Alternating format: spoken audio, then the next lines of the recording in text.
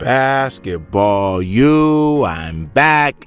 It is the Daily Trainer, ready to give you what you need, guaranteed to succeed, and another episode of information that should be vital for you, right? In the game that you love to play each and every way, all right? So check it out. I was thinking maybe I'm doing this whole training thing wrong. Now, I say that because there's a player by the name of Jamal Crawford who took the approach of never really having a trainer or never really going through drills. Now, not to say he didn't work out, but he did work out, but it was very freelance or freestyle, as you would say. And so when thinking about that approach, is that more effective because the game is so, I guess you could use the word unorthodox, unexpected, very, very sudden. Things happen very suddenly. So when you kind of work out with that freestyle mentality, you're kind of ready for anything to come your way. And I think Jamal Crawford had it right. Now, when I think about another player that is similar to the not working out aspect of things, I kind of go back to AI. Now, there's not a whole bunch of footage of these guys back in the day, putting in the work. So it's kind of hard to see what that freelance workout looks like. Now, Jamal Crawford his longevity is insane and probably could have kept going based on his ability to score it. But there was a little bit of a phase where the league tried to get some players out of there to bring in that new generation. He kind of fell into that. But overall, I think that he is a pioneer in the game and well respected, not only for the work he does in his community, but also just the perspective he takes towards the game. And from what I always hear, he's a good teammate, and it makes me reconsider for you guys is what is the best way to teach you. And so now when I think about that, there's a couple things to think about when training and maybe things not to do. So when taking the Jamal Crawford approach, I would say number one would be don't be robotic. Okay, don't be robotic, meaning don't do it so mechanically in the way that a trainer or myself tells you, to where as soon as anything goes wrong in what you're doing, it completely messes up your entire skill set.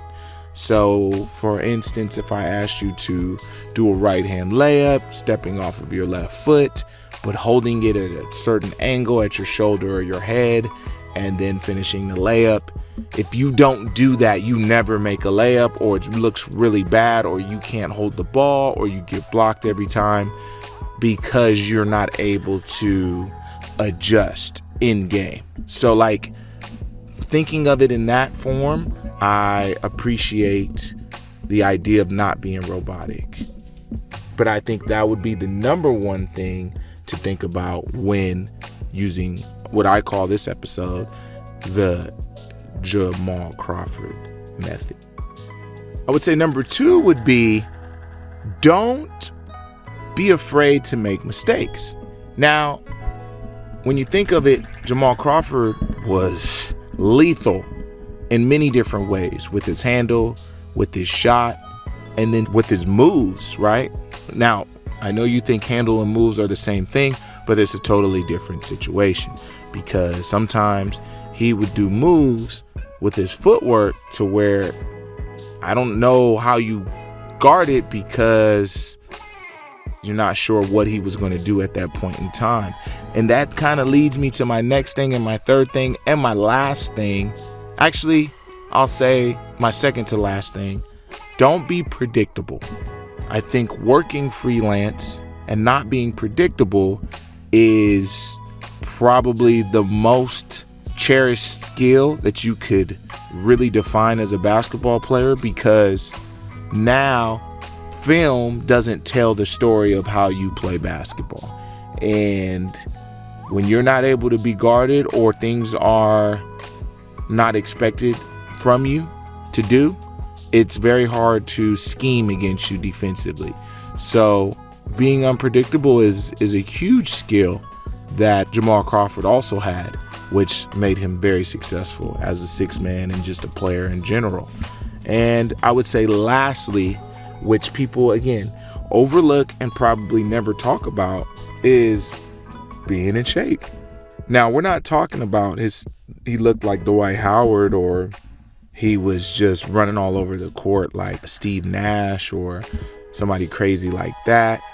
But it looked effortless when he did a lot of the things, and he never looked exhausted or tired, right? Because when we talk about how many moves you do, how much energy you're wasting doing those moves, so don't dribble a million times, blah, blah, blah. We've heard all of that before, but he was doing that and still being effective and still being able to, get in the passing lane and do different things as a basketball player. He wasn't just one-dimensional in the way of only trying to score, because if that was the case, he wouldn't have been in the NBA.